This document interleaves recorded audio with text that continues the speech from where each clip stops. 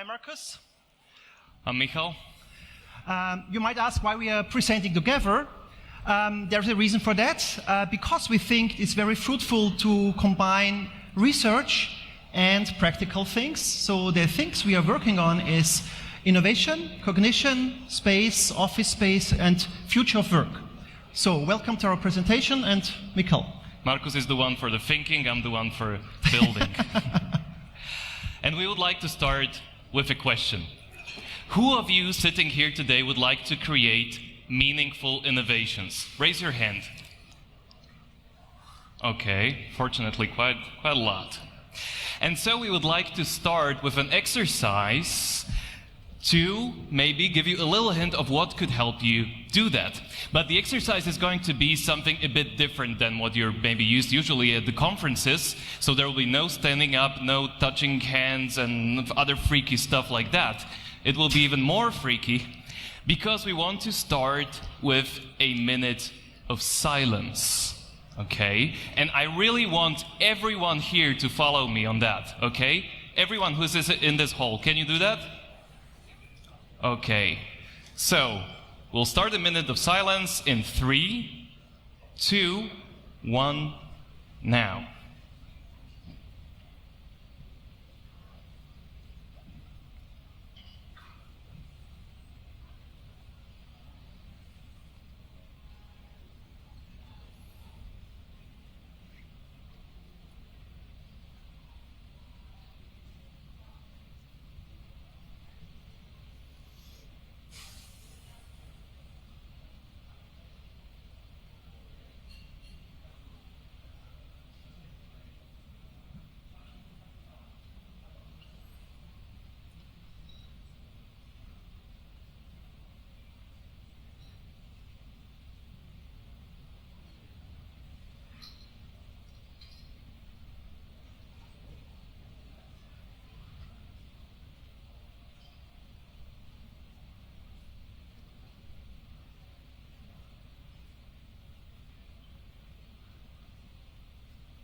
And we're done.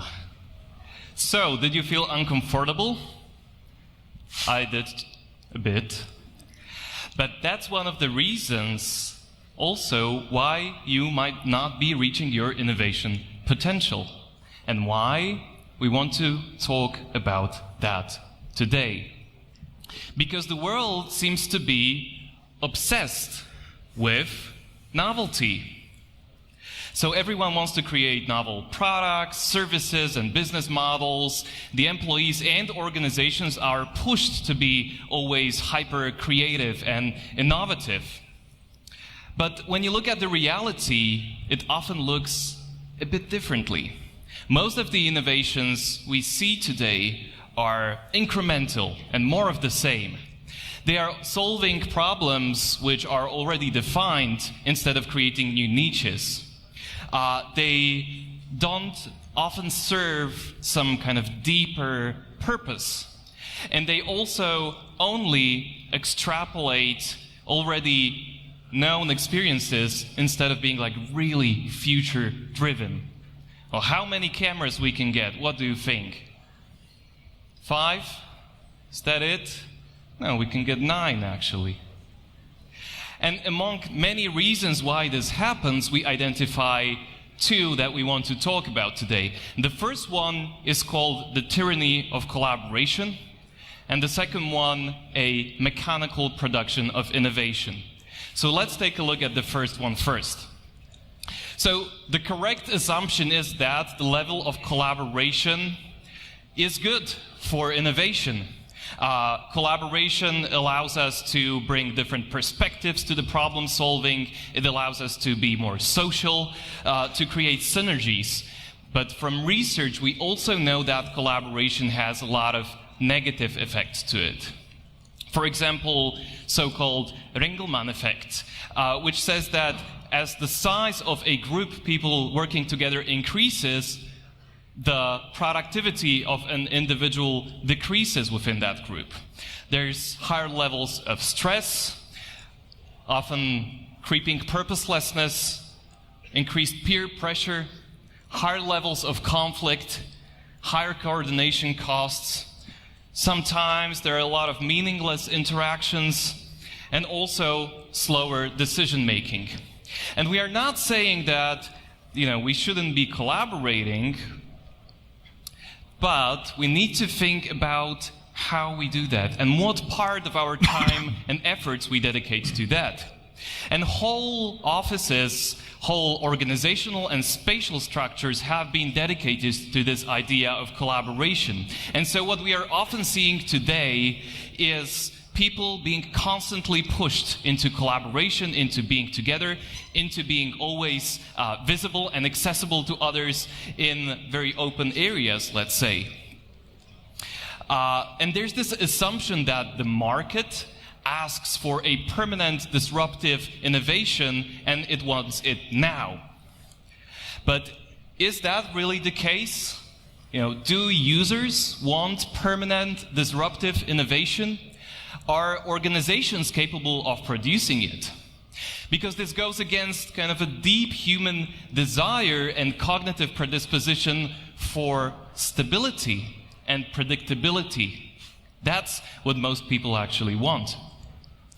And so we are questioning the pace and the quality of innovations that we are creating, not innovations themselves, okay?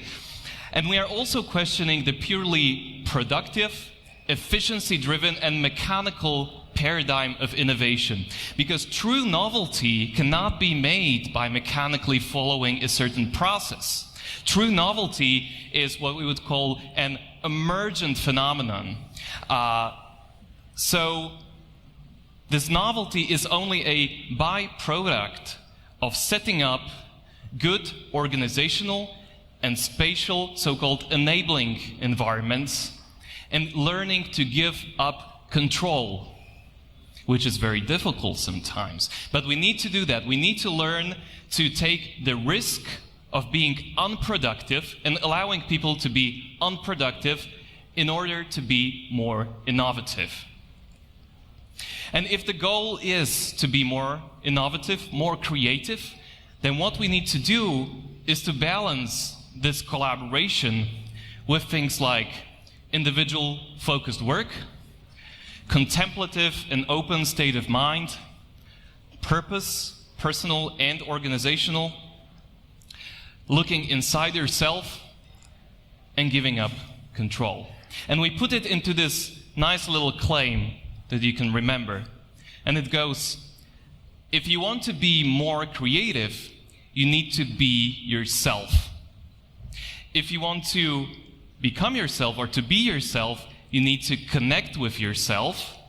And to connect with yourself, you need to be with yourself. Okay? So, thank you. Now that we have heard some critical remarks on innovation, I want to briefly give you some insights from cognitive science and from neuroscience, which are relevant for innovation in general, for organizational design. I don't go into the details into all of them, but you see there are lots and lots of fields which are researched on in cognitive science and neuroscience, and which have a high impact on how we understand and how we do innovation. Just want to go into 3 points. The first one is one which you might feel, which you might know. So it's about the relationship between being more innovative and being in natural environments. You know it from your own experiences, I guess. And there is a theory behind this, which is called the attention restoration theory, which says that whenever we are in natural stimulus poverty environments, the level of productivity, but not productivity in the classical sense, but productivity in the sense of creativity, in the sense of being open, being still, being calm, increases almost up to 50%. There are many, many studies being done on that. So that's one thing.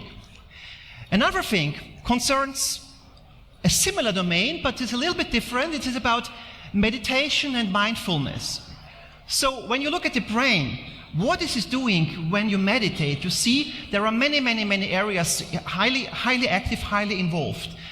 And studies have shown that whenever you are practicing mindfulness or meditation, this has an impact on how your brain is structured, how your brain is working, how you're thinking, the way how open you are. So this seems to be quite interesting as far as innovation is going. So also perhaps think about how do you design your environments, how do you design your offices with respect to this aspect. Another point which seems to us actually the most important insight from cognitive science and from neuroscience with respect to innovation. It's called this predictive mind hypothesis. In a nutshell, what does it say? Normally, when we think about our thinking and perception, what do we think?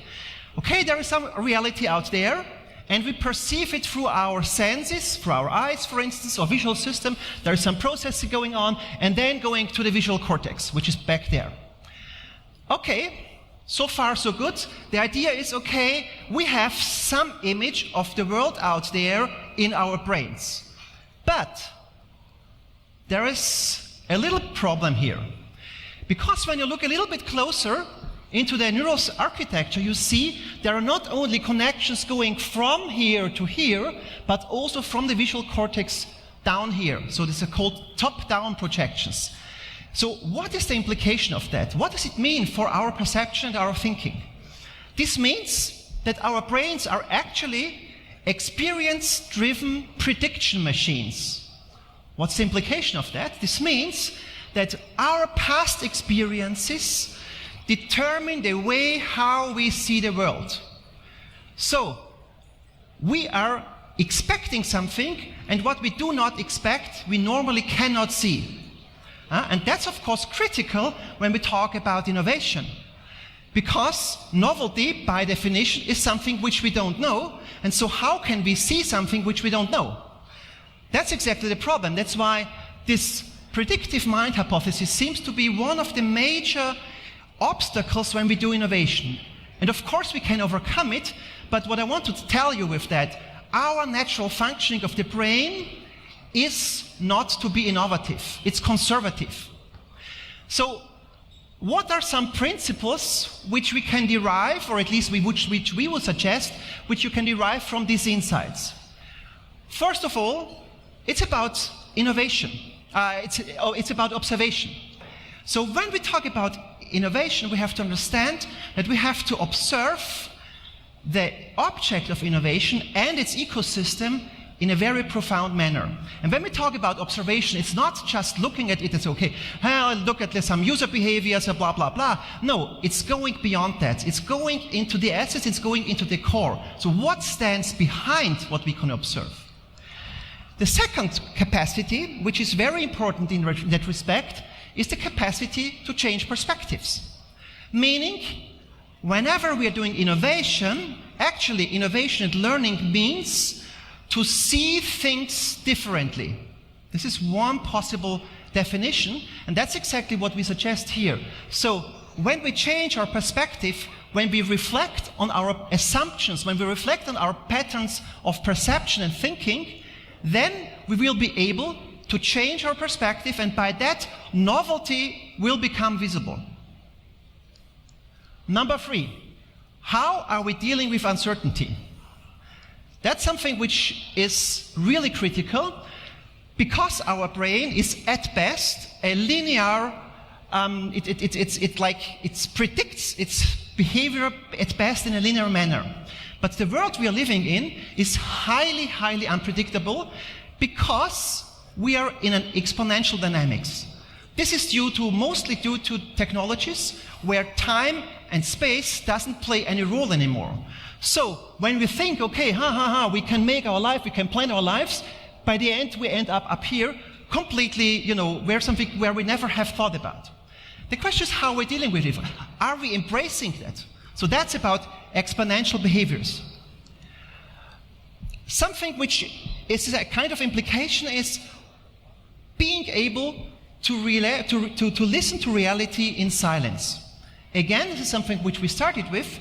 I think this seems to be one core capacity which you should think about when you design your office, when you design your processes, when you design innovation. Start with being and listening to the world. That's very important. The second point, Michal already touched upon it, is about giving up control. Because normally, when you think how are big corporations, how are startups sometimes organized, oh yes, we have processes, everything is managed, everything is predetermined. It's about control. And we love control. We humans love control. But in the moment when we are doing innovation, that's exactly the opposite of what innovation is about. Innovation is about giving up control and getting open to something which is novel, something which you have not seen yet, which you can't keep under your control. And this leads to another principle which we want to refer to as following the flow of an emerging reality. So what we are looking for is something where we can identify future potentials which are out there in the world. So innovation and creativity is not so much in our brains. Yes, there is some creativity there, but we have to turn things on the head. Say, okay, what are potentials, and not in the sense of trends. Trends are too simple. These are future potentials far out, slight changes in social values, slight changes in some habits and so on, which you can make sense of and then bring it back to present and then start innovating from there. And that's what we call learning from the future as it emerges. And there are processes and innovation processes how you can do it in a very ordered manner. Another point, almost the last point, is when we talk about innovation, most of us are in a mindset of problem solving. I want to solve this or that problem. That's fine. But when we are really interested in sustainable, disruptive, emergent, radical innovations, it's not about problem solving. It's about creating new niches. The question is, how do you do it? Normally when we innovate the how. And that's exactly the problem, because in the moment you're in the how, you remain in the semantics field of what you know already, as I showed you just before with the predictive mind hypothesis. But when we go from the how to the why and the what, so the purpose, then we have to really understand what is an emergent purpose, what is an emergent need which we don't know yet, which is just in the process of emerging. And that's interesting. That's the point where we have to start innovation. Finally, when we talk about environments, office environments, any kind of environment in general, I like very much this quotation. So we shape our buildings, and afterwards our buildings shape us. That's exactly what we're talking about when Michal will be briefly presenting to you some ideas about office design, but the idea being that cognition is not only taking place in our brains, but we are thinking with our spaces.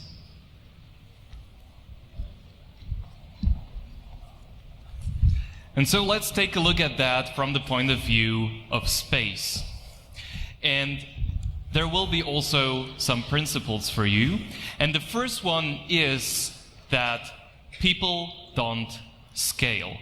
Organizations often want to scale their people and their spaces the same way they are scaling their technologies. But people, their needs and culture just doesn't scale that way. And so it's important to pay attention to individual people and the teams at qualitative level. Create the spaces with them, with the bottom-up, co-creative approach. And managers can be often afraid of putting 4 hours, half-day workshop, which with each of the teams, they're saying that it's going to cost us a lot of money and wasted time and so on. But just investing 4 hours with each team when you're creating a new office is going to pay for itself massively, many times over, because it provides huge benefits in quality of the space. Because your organization doesn't look like this. It's not clone troopers from Star Wars. Your organization looks more like this. This is your accounting department, your developers, your HR, the board of directors, and each of them has vastly different needs, not only individually, but also as a team, and you need to talk to them. A second principle would be creating spaces where you can embrace solitude, to be focused, to be productive, and to be alone, to do concentrated work. And you need to design them in a way that it meets some design principles. Some of them are that these spaces need to have full visual and acoustic privacy. They need to have very ergonomic technology and furniture. They need to have enough space to move around, to walk around. They need to have fresh air, daylight, ideally with some nice natural views, and of course attractive design so people will want to use them. But in reality, when you look at how offices are built, even when companies are designing these spaces and building them, and that's great, they are still often not meeting these important criteria. So pay attention to that when doing something like that. Another step is to create spaces where people can reject stimulation, where people can do mental restoration, mind wandering, thinking, or meditation, as opposed to the very productive, focused, and concentrated work. And these spaces can not only be inside, but also outside. These outside labyrinths are becoming quite popular because you can go outside and you can walk around without really thinking where you're going. You just follow the path. And there you can really start to think, meditate, solve problems, or just create new ideas. But not only individuals benefit from privacy and from solitude, and mostly safety from judgment. That's very important. Even groups need privacy for their collaboration spaces, for their project spaces. So when you are creating such spaces, and it's great to create them, and actually not only spaces where you can go for an hour or two, but which you can really dedicate to a certain project for a month, two, half a year, and where the teams have complete privacy, where no one unauthorized can go or look at. Because when you are creating novel ideas, they are often, especially when they're new and radical, they are very sensitive, they're very weak. And so having safety from judgment for these ideas until they incubate into a certain stage is very important. So they can only receive criticism afterwards.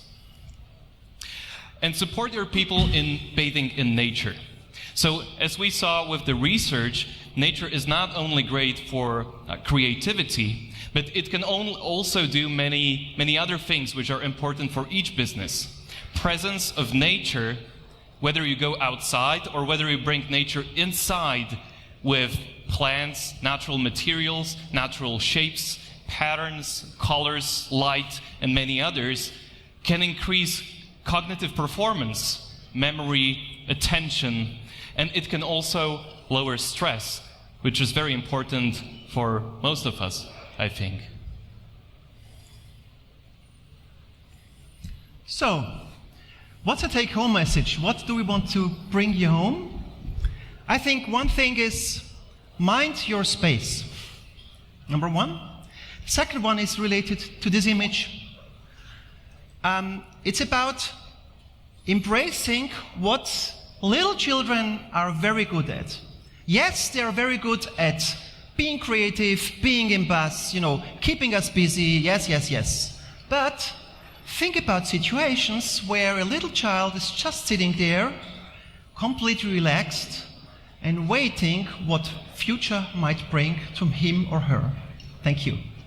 Thank you. Goodbye.